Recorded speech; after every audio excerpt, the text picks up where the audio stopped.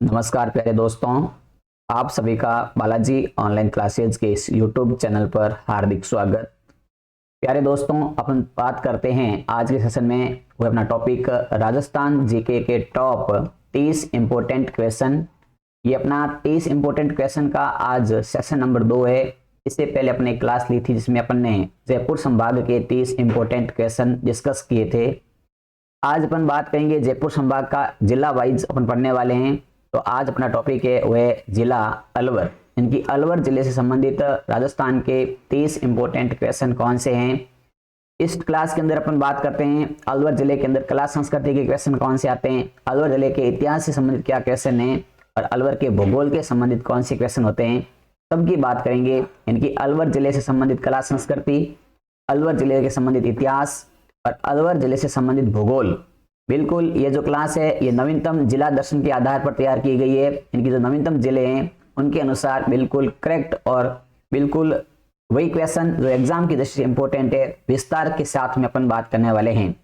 तो क्लास शुरू करने से पहले आपसे छोटी सी रिक्वेस्ट है कि आप क्लास के साथ शुरू से लेकर अंत तक बने रहें और अपनी मोबाइल स्क्रीन को फुल स्क्रीन कर लें ताकि यहाँ से जो भी कंटेंट होता है आपको साफ नजर आ सके। और साथियों, आपसे छोटी सी रिक्वेस्ट और करूंगा कि आप क्लास पूरी होने के बाद में एक बार अपना सुझाव जरूर दें और आपको अच्छी लगे तो लाइक करें और अपने साथियों तक शेयर करने का भी सहयोग करें। तो चलिए बिना देरी किए शुरू करते हैं आज की क्लास। आज की क्लास का पहला क्वेश्चन अपनी स्क्रीन पर है कि अलवर जिला राजस्थान के किस संभाग के अंतर्गत आता है। ऑप्शन है जयपुर संभाग, भरतपुर संभाग, कोटा संभाग या अजमेर संभाग।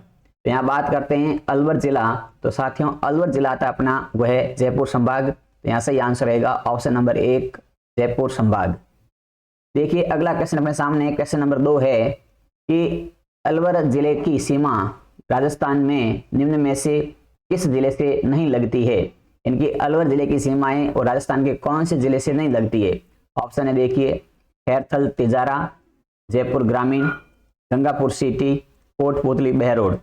तो यहाँ पर सही आंसर रहेगा, देखो अलवर जिले की सीमाएं वो कौन से जिले से नहीं लगती है। तो यहाँ पर आपका ध्यान रखना है कि गंगापुर सिटी से अलवर जिले की सीमा नहीं लगती है, गंगापुर सिटी से। अब देखिए अलवर जिले की सीमा कितने जिलों से लगती है। तो अलवर जिले की सीमाएं वो अपने लगती है 6 जिलों के साथ में। कितने जिलों के साथ लगती है? 6 जिलों के साथ लगता है अलवर जिला। अब वो 6 जिले कौन कौन से हैं? तो पहला जिला है अपना वो है खैरथल तिजारा। पहला जिला कौन सा है? खैरथल तिजारा। दूसरे जिले की बात करें तो दूसरा कौन सा हो जाएगा? कोटपुतली बहरोड, फिर जयपुर ग्रामीण। 3 जिले तो ऑप्शन में आ गए। अब 3 शेष जिले कौन से रह गए हैं? तो जोधपुर ग्रामीण आ गया है। अब देखिए अपन बात करते हैं तीसरा जिला इसके बाद में। तो इसके बाद लगती है दौसा की। किसकी लगती है? दौसा। दौसा की सीमा अलवर के साथ लगती है। और किसकी लगती है? तो दौसा के साथ लगती है अपने भरतपुर की। किसकी लगती है? भरतपुर जिले की सीमा लगती है अलवर के साथ, तो भरतपुर। और कौन से जिले की सीमा लगती है? तो और लगती है अपने डीग की। किसकी लगती है? डीग की। तो 3 जिले कौन से हो गए? दौसा, भरतपुर, डीग। खैरथल तिजारा, जयपुर ग्रामीण और कोटपुतली बहरोड। यहाँ जयपुर शहर नहीं होगा, ध्यान रखना। तो अपने पास में यहाँ से क्वेश्चन डिस्कस हो गया कि अलवर जिले की सीमा 6 जिलों से लगती है, खैरथल तिजारा, जयपुर ग्रामीण, कोटपुतली बहरोड, दौसा, भरतपुर, डीग। तो यहाँ इसका सही आंसर है गंगापुर सिटी से नहीं लगती। यहाँ पूछा गया तो नहीं लगती, तो ऑप्शन नंबर 3 सही है। आगे देखिए बात करते हैं अपन क्वेश्चन नंबर 3 की कि अलवर जिले को निम्न में से किस उपनाम से जाना जाता है। इनकी अलवर जिले के उपनाम की बात करें तो देखो पहला ऑप्शन लिखा है इसको राजस्थान का सिंहद्वार कहते हैं। दूसरा लिखा है कि राजस्थान का स्कॉटलैंड कहते हैं। तीसरा है पूर्वी राजस्थान का कश्मीर कहते हैं, या उपरोक्त सभी। तो देखिए अलवर जिले के उपनाम की बात करें तो इसे राजस्थान का सिंहद्वार भी कहते हैं, इसे राजस्थान का स्कॉटलैंड भी कहते हैं और पूर्वी राजस्थान का कश्मीर भी कहते हैं। तो यहाँ पर सही आंसर रहेगा वो रहेगा ऑप्शन नंबर डी कि ये चारों के चारों नाम है, तो सॉरी तीनों के तीनों नाम है अलवर जिले के उपनाम है। तो यहाँ राइट आंसर है ऑप्शन नंबर 4। क्वेश्चन नंबर 4 है कि अलवर के किस महाराजा ने 14 नवंबर 1803 ईस्वी में ईस्ट इंडिया कंपनी के साथ संधि की थी। ईस्ट इंडिया कंपनी के साथ में किस महाराजा ने संधि की थी 14 नवंबर 1803 में। तो यहाँ पर आपको ध्यान रखना है कि अलवर जिले के ऑप्शन देखो कौन से हैं? विनय सिंह, रण सिंह, बख्तावर सिंह या दीप सिंह। तो ईस्ट इंडिया कंपनी के साथ संधि करने वाले हैं वो थे अपने बख्तावर सिंह। ईस्ट इंडिया संधि के समय वक्त पर कौन थे? तो थे बख्तावर सिंह। अगला क्वेश्चन अपने सामने, क्वेश्चन नंबर 5 अपना स्क्रीन पर है कि राजस्थान के एकीकरण के समय अलवर रियासत के शासक कौन थे? एकीकरण के समय अलवर रियासत के शासक कौन थे? 1800 अपने इस ईस्ट इंडिया कंपनी में कौन था? बख्तावर सिंह। एकीकरण के समय कौन है? तो ध्यान रखना, देखो ऑप्शन लिखा है ब्रजेंद्र सिंह, तेज सिंह, प्रताप सिंह या Bahadur Singh. East India company के समय के शासक की बात करते हैं तो था बख्तावर सिंह। यहाँ पूछा है एकीकरण के समय शासक कौन था, तो जल्दी से बताएं। एकीकरण के समय शासक थे वो थे तेज सिंह। एकीकरण तेज था, तो एकीकरण के समय शासक कौन थे? तेज सिंह थे। तो यहाँ पर 5 में का सही आंसर रहेगा अलवर बहुत तेज रियासत है, तो एकीकरण के समय तेजी से, तो ABCD इनकी होते हैं, तो तेजी से शामिल हुआ था तो तेज सिंह। अलवर रियासत के एकीकरण के समय की बात करें तो शासक तेज सिंह है। आगे देखिए क्वेश्चन नंबर 6 की बात करते हैं कि 18 मार्च 1948 को अलवर, भरतपुर, धौलपुर, करौली को मिलाकर के मत्स्य संघ का गठन किया, जिसकी राजधानी क्या बनाई गई? इनकी राजस्थान के एकीकरण के अंदर 18 मार्च 1948 ईस्वी को अलवर, भरतपुर, धौलपुर, करौली और इनको मिलाकर के जो राजस्थान के मत्स्य संघ का गठन किया था, उस मत्स्य संघ की राजधानी कौन सी थी? बिल्कुल यहाँ पर देखिए ऑप्शन है अलवर, भरतपुर, धौलपुर, करौली। जल्दी से बताएं कौन सा सही आंसर है। तो यहाँ देखो एकीकरण के समय मत्स्य संघ की राजधानी थी होती अलवर। मत्स्य संघ की राजधानी क्या थी? तो यहाँ से आंसर रहेगा एकीकरण के समय मत्स्य संघ की राजधानी थी होती अलवर। अगला क्वेश्चन है अपनी स्क्रीन पर है, क्वेश्चन नंबर 7 है कि राजस्थान में सर्वप्रथम बाल विवाह व अनमेल विवाह निषेध कानून कब बनाया गया? सर्वप्रथम बाल विवाह और अनमेल इनकी बिना बेमेल विवाह कानून निषेध कानून कब बनाया गया? ऑप्शन है 10 दिसंबर 1903, 10 दिसंबर 1833, 10 दिसंबर 1822, 10 दिसंबर 1856। जल्दी से बताएं राजस्थान में सर्वप्रथम बाल विवाह व अनमेल विवाह निषेध कानून कब बनाया गया? तो इसका सही आंसर रहेगा वो रहेगा 18 दिसंबर 1903 में बनाया। कब बनाया? देखो राजस्थान में सर्वप्रथम 10 दिसंबर 1903 को अलवर रियासत में बाल विवाह कौन सा? देखो बाल विवाह और अनमेल विवाह निषेध कानून बनाया गया था। अब देखिए अगले क्वेश्चन की बात करते हैं। क्वेश्चन नंबर 8 है कि 1857 की क्रांति के समय अलवर रियासत के शासक कौन थे? अब देखो यहाँ पर ईस्ट इंडिया के समय बख्तावर सिंह, एकीकरण के समय तेज सिंह। अब यहाँ पर पूछा गया है कि महाराजा राम सिंह, महाराजा मदन पाल, महाराजा विनय सिंह, महाराजा तेज सिंह। 1857 की क्रांति के समय अलवर का शासक कौन था? तो यहाँ पर देखो यहाँ रहेगा 1857 की क्रांति होती है उस समय विनय किया जाता था, तो नंबर निवेदन विनय सिंह। तो 1857 की क्रांति के समय निवेदन करते थे विनय के साथ में, तो यहाँ था महाराजा विनय सिंह क्रांति के समय शासक थे। अगला क्वेश्चन आता है अपने पास में 9 नंबर क्वेश्चन है कि अंजुमन खादिम उल इस्लाम की स्थापना निम्न में से किस रियासत में हुई थी? क्या लिखा है? अंजुमन खादिम उल इस्लाम की स्थापना निम्न में से किस रियासत में होती है? अजमेर, जयपुर, जोधपुर, अलवर। तो यहाँ पर बात करते हैं अलवर की, तो ये जो साथियों एक संस्था है अंजुमन खादिम उल इस्लाम, इसकी स्थापना है अलवर रियासत में या अलवर में हुई थी। देखिए इसकी बात करते हैं तो अलवर और भरतपुर के क्षेत्र में मोहम्मद हादी ने, किसने की थी इसकी स्थापना? तो इसकी स्थापना की थी मोहम्मद हादी। मोहम्मद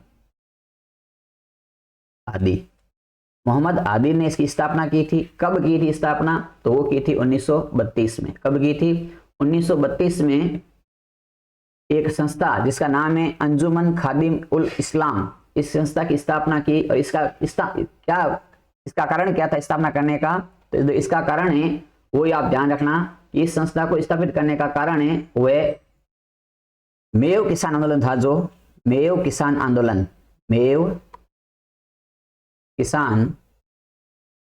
आंदोलन। तो इस मेव किसान आंदोलन में एक संग्रहित रूप करना, इनकी इस मेव किसान आंदोलन के अंदर अपने जो किसान भाई थे उनको सबको इकट्ठा करना, संग्रहित करना, इसका उद्देश्य था। तो आप ध्यान रखें अंजुमन खादिम उल इस्लाम की स्थापना निम्न में से किस रियासत में हुई थी? तो आप ध्यान रखेंगे अलवर में। किसके द्वारा की गई? तो मोहम्मद हादी के द्वारा 1932 में। क्यों की गई? क्योंकि मेव किसान आंदोलन में किसानों को संगठित रूप देने के लिए। अगला है इसके बाद में अगला क्वेश्चन है क्वेश्चन नंबर 10 कि अलवर में मेयो किसान आंदोलन का नेतृत्व किसने किया? ऑप्शन है यासीन खान, साधु सीताराम दास, मोहम्मद अली या होजी लंबरदार। यहाँ देखो अलवर में मेयो किसान आंदोलन का नेतृत्व किसने किया था? अलवर में मेयो किसान आंदोलन का नेतृत्व किया था साथियों, वो था अपने यासीन खान। कौन थे? यासीन खान। बिल्कुल सही आंसर है ऑप्शन नंबर 1। अब देखिए अपने बात करते हैं इस मेयो किसान आंदोलन के बारे में। तो बात करते हैं, यहाँ देखिए मेयो किसान आंदोलन का नेतृत्व गुड़गांव में चौधरी यासीन खान द्वारा किया गया था। ठीक है, यहां पर देखो जो खरीफ की फसल थी उस फसल का लगान देना से मना किया था। क्या किया गया था मेयो किसान आंदोलन में? खरीफ की जो फसल है इस खरीफ फसल का लगान देना बंद किया था। खरीफ फसल का लगान देना बंद कर दिया मेयो किसान आंदोलन में। ठीक है, इसके बाद में जो राज्य सरकार के द्वारा जो भी थे यहाँ पर क्या कि राज्य सरकार ने मेयो किसानों के संतुलन के लिए कैंसिल एक मुस्लिम सदस्य खान बहादुर काजी के नेतृत्व में यहाँ पर ये मतलब कुल मिला के देखें तो यहाँ अलवर के मेयो किसान आंदोलन के अंदर इन्होंने खरीफ फसल का लगान देना बंद कर दिया था और कुल मिला के ये किसानों का एक संगठित आंदोलन था, क्योंकि कुछ लगान वगैरह के संतुष्ट नहीं थे इसलिए आंदोलन किया गया था। आगे देखिए बात करते हैं अपन क्वेश्चन नंबर 11 की कि सूअरों की समस्या के निराकरण हेतु अलवर में किसान आंदोलन कब हुआ? सूअरों की इनकी सूअर ज्यादा आगे थे तो उसे परेशान हो गए किसान, तो उसके आंदोलन के लिए किसानों ने आंदोलन किया। तो आंदोलन कब था? तो सूअरों की समस्या निराकरण के लिए 1921, 1925, 1947, 1923। यहाँ आपको बताना है कि सूअरों की समस्या के निराकरण हेतु अलवर में किसानों का आंदोलन हुआ था, वो था 1921 के अंदर। कब हुआ था? 1921 के अंदर हुआ था। अगला क्वेश्चन अपने सामने स्क्रीन पर क्वेश्चन नंबर 12 है कि लालदासी संप्रदाय के प्रवर्तक कौन थे? संत पेपा जी, संत लालदास जी, संत रामचरण जी, संत हरिराम जी। लालदासी संप्रदाय के आपको बात करनी है तो देखो लालदासी संप्रदाय तो संत कौन होंगे? संत लालदास होंगे। संत लालदास जी इसके संप्रदाय के कौन है? प्रवर्तक माने जाते हैं। और ये संत लालदास जी है, ये जाति से क्या थे? ये जाति से थे मेयो जाति के मुसलमान। कौन थे? मेयो जाति के मुसलमान थे। मेयो जाति के मुसलमान। लालदास जी जाति से पूछे तो मेयो जाति के मुसलमान थे। और इन्होंने इनका जन्म की बात करें तो लालदास जी का जन्म होता है, वो जन्म होता है 1540 में। कब होता है? 1540 में होता है। और कहाँ होता है? तो इनका जन्म होता है नगला जहाज। एक मिनट, इनका जन्म होता है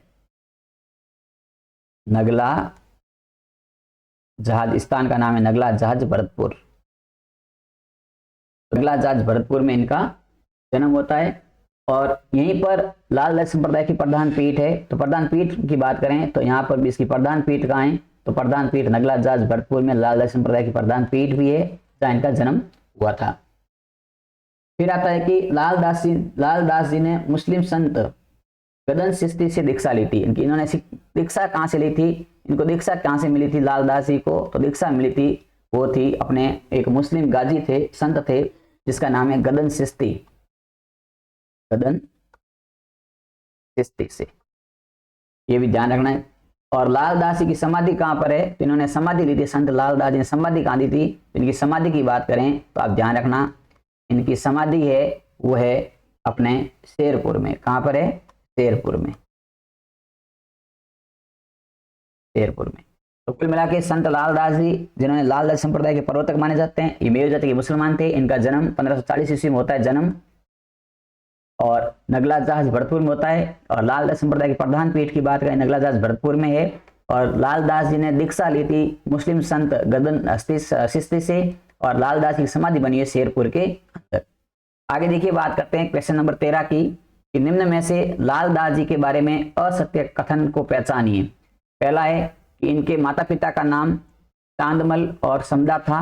दूसरा है कि गुरु गदन चिश्ती के प्रेरणा लेकर धौलीदुग छोड़कर सिंह किला पहाड़ी पर कुटिया बनाकर रहने लगे। तीसरा है कि इनका प्रमुख काव्य ग्रंथ लालदास जी की चेतावनियां था, या उपरोक्त सभी सुसंगत है। तो देखिए लालदास जी के बारे में आपको असत्य कथन बताना है। तो यहाँ पर देखिए, यहाँ पर कोई असत्य नहीं है। तो लालदास जी के माता पिता की बात करें, पिता का नाम था चांदमल और माता का नाम था समदा। ये सही है।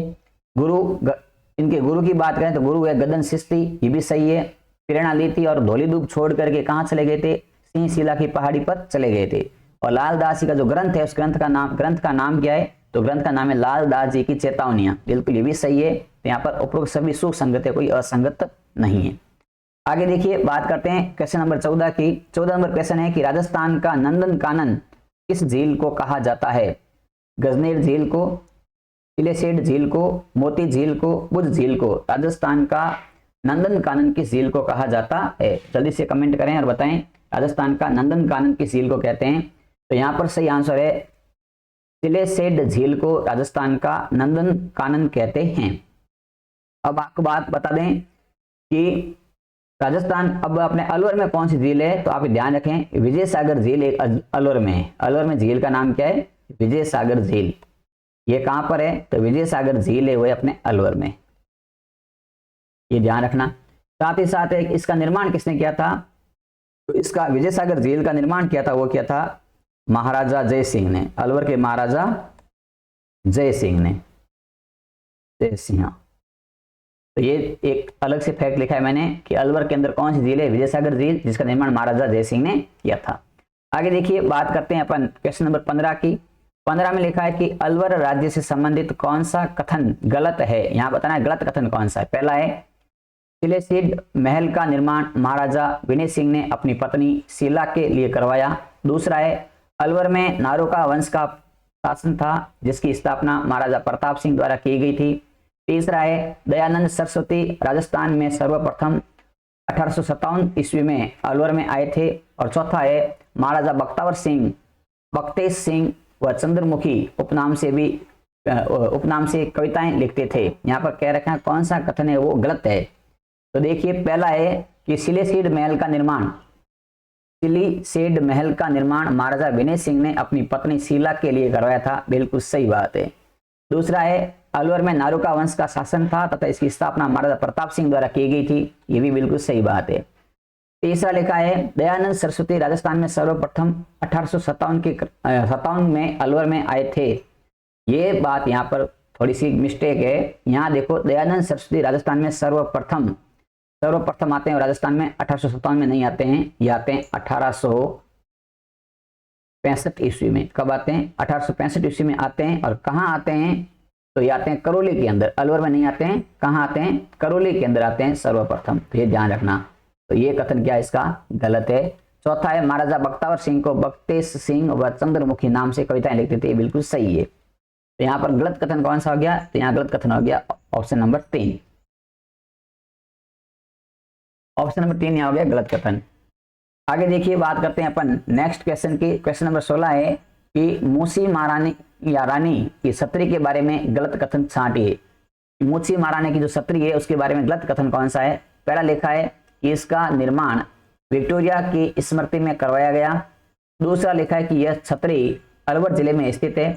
तीसरा है कि इसका निर्माण महाराजा विनय सिंह ने करवाया था। और चौथा है कि यह छतरी 80 खंभों की है। आपको यहाँ से बताना है कि मूसी महारानी की छतरी के बारे में गलत कथन कौन सा है।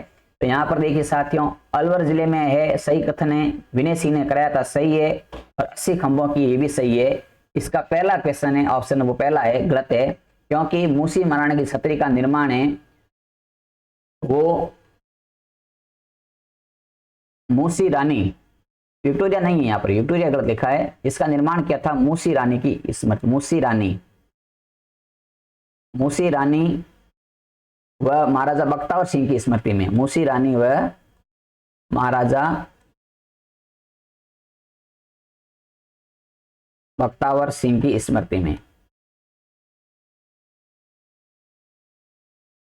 इस छतरी का निर्माण कराया था, मूसी महारानी की छतरी का।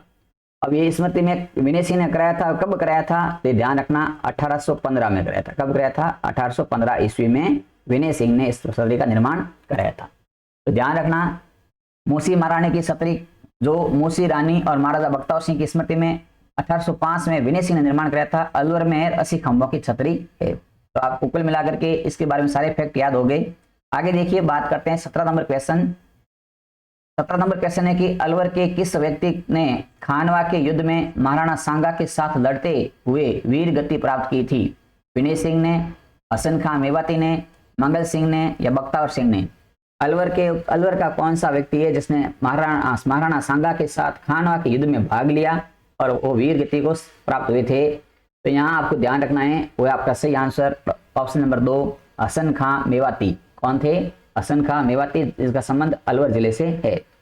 अगले देखिए क्वेश्चन 18 की बात करें तो अलवर में नारुका वंश का अंतिम शासक कौन था?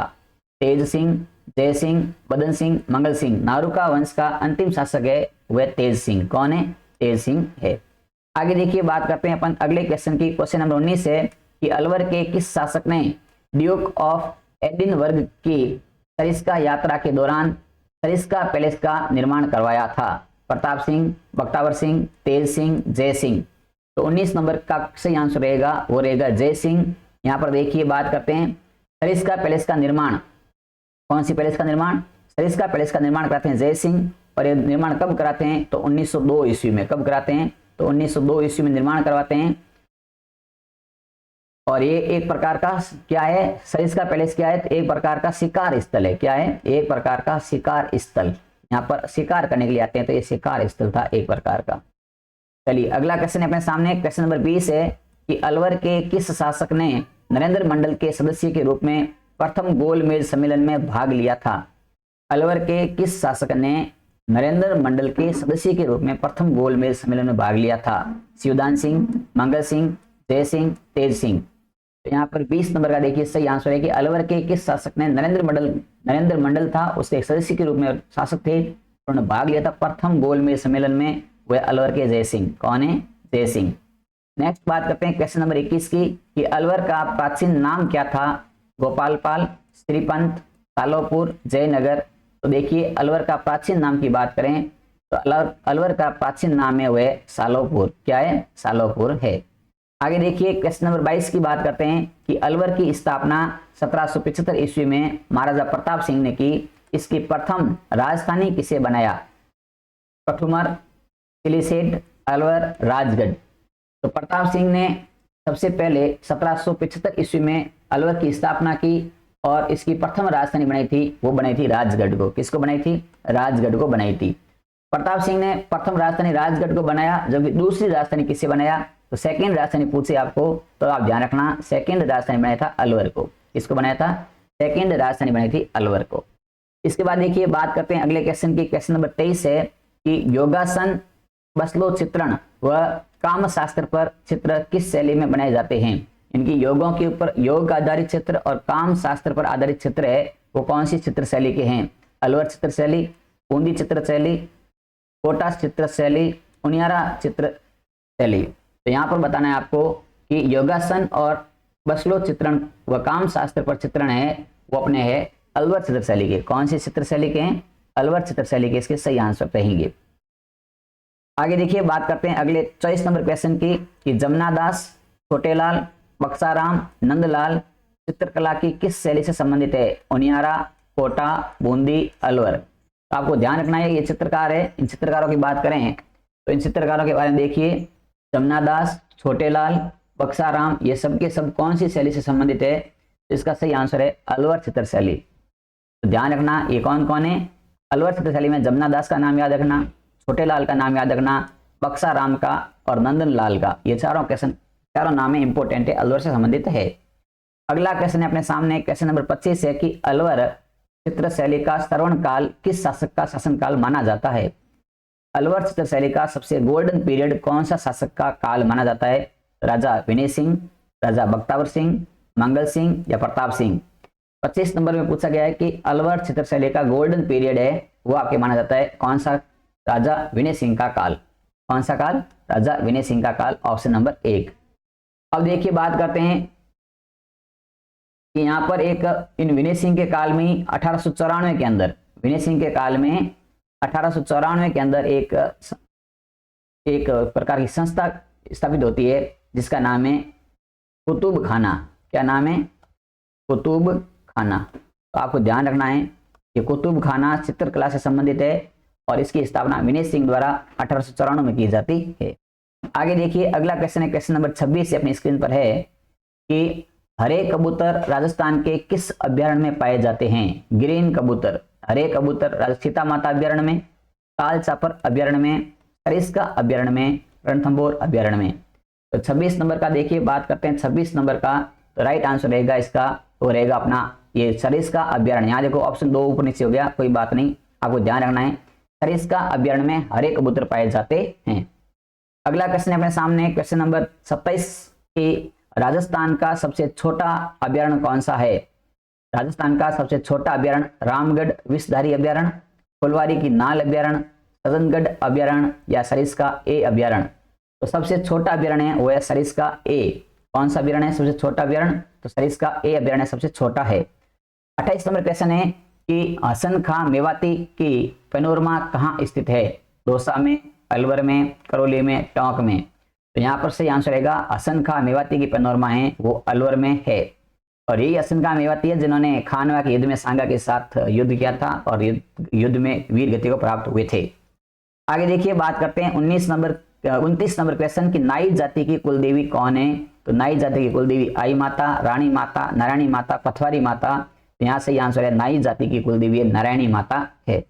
अब देखिए अगला 30वां क्वेश्चन, आज का लास्ट क्वेश्चन है कि नारायणी माता का मेला कब लगता है? चैत्र पूर्णिमा को, वैशाख शुक्ल एकादशी को, भाद्रपद शुक्ल पंचमी को, अश्विन शुक्ल एकादशी को। तो नारायणी माता का मेला है वो लगता है वैशाख शुक्ल एकादशी को। तो ये था आज का साथियों सेशन, जिससे अपने कुल 30 क्वेश्चन डिस्कस किए। आपने 30 के 30 क्वेश्चन अटेंड किए, आपको बहुत बहुत धन्यवाद। 30 में से आपके कितने क्वेश्चन सही हुए, आपको कितने क्वेश्चन आते थे, कमेंट बॉक्स में बताएं। अगर आपको क्लास अच्छी लगी है तो इस क्लास को लाइक करें, अपने सभी मित्रों तक इस क्लास को शेयर करें। और क्लास की PDF प्राप्त करने के लिए इसी वीडियो के डिस्क्रिप्शन बॉक्स में व्हाट्सएप ग्रुप का लिंक दिया है, वहां से आप व्हाट्सएप ग्रुप को ज्वाइन कर लें।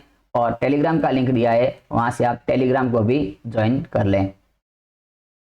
और साथ ही साथ आपने अब तक हमारे इस चैनल को सब्सक्राइब नहीं किया है तो एक बार चैनल को सब्सक्राइब करके घंटी के निशान को प्रेस कर लें, ताकि जैसी क्लास यहाँ से अपलोड होती है तो आपको नोटिफिकेशन मिल सके। अगली क्लास में हम शेष 30 क्वेश्चन अलवर के संबंधित होंगे, उनको डिस्कस करेंगे। बिल्कुल नवीनतम जीके के अनुसार अपन एक एक फैक्ट को पढ़ते हैं। तो अभी अपनी इस क्लास को यहीं देते हैं विराम। जय हिंद, जय भारत।